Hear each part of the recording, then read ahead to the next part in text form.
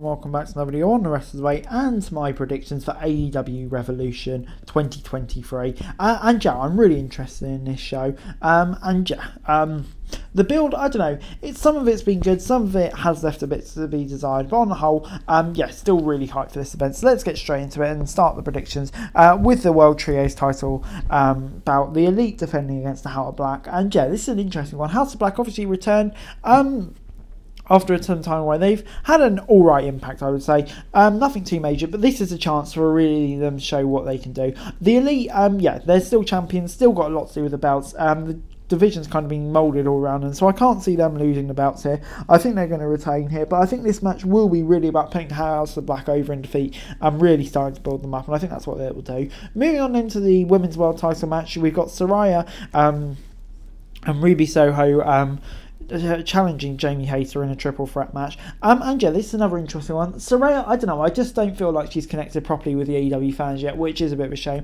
Ruby Soho's been on a decent little run at the moment, but yeah, at the moment I still feel like Jamie Hayter is still so over at the moment. You want to keep the belt on her for a bit longer. So yeah, it'll be interesting to see which way they go on here, but I think she'll retain. Moving on then to Chris Jericho versus Ricky Starks. The catch for this match is the JAS are banned from ringside.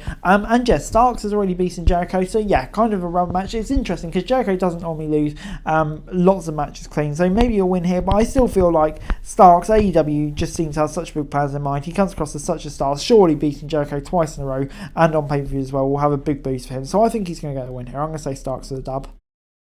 A match on 0 Hour is a trios one. Navarro Steve Blondes and Oriya Daivari taking on Mark Briscoe and the Lucha Brothers. And yeah, you kind of feel like this match, no real major storyline attached to it, obviously. It's just kind of a match.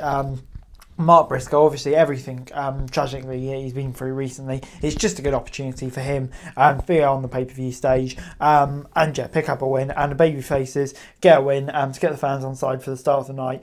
I'm going to say Mark Briscoe and Lucha Brothers for the win in a fun match to kick off the night.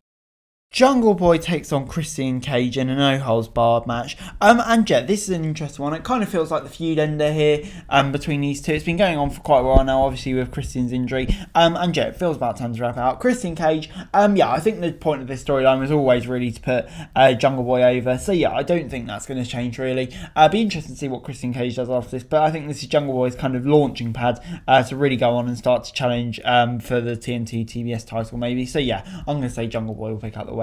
Moving on then to the tag team title match, the Guns, the Acclaimed, Orange Cassidy, Danhausen, Jeff Jarrett and Jay Lethal. And yeah, this is an intriguing one. I've seen lots of people suggesting lots of people could win. Cassidy and Danhausen may get rewarded for their good merch, but I don't see that happening. Danhausen, just hasn't been built up enough. Cassidy already got the All-Atlantic title. The Guns, reigning champions, to be honest, it kind of always felt like a transitional reign. AEW seem high on Jeff Jarrett and Jay Lethal, but at the same time, I kind of feel like the Acclaimed are the most over team. They were so good with the belts. I can see them regaining the belts here.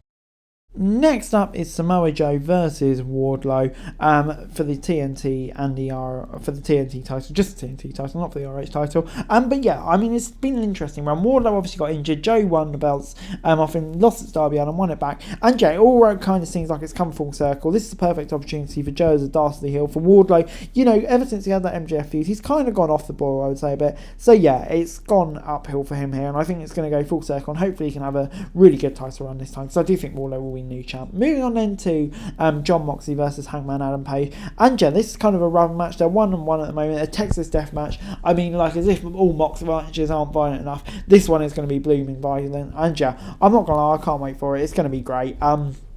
Hangman Page, he's come out of this program looking really good as well. And I think this is going to be the time where Moxley finally gets his well-deserved holiday break rest that he's been waiting for so long. It'll be a big run for Hangman Page. I'm going to say Page will get the win here.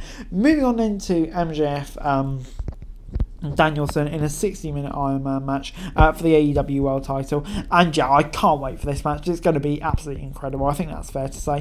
The baby face of Danielson, technical wrestling prowess, and how is MJF going to get out of it? I don't think there's much now. I think MJF will retain the belts here, but it's just about how he manages to get out of the situation and end up retaining his belts. It's going to be so interesting to watch, and I can't wait to see how he does it. But yeah, I'm going to say MJF will retain. But anyway, guys, that's it for the video. Thanks so much for watching. Remember to like, share, subscribe, and it's helps comments down below for show for daily wrestling news and subscribe to my channel. I greatly appreciate it. Thanks so much for watching. Peace.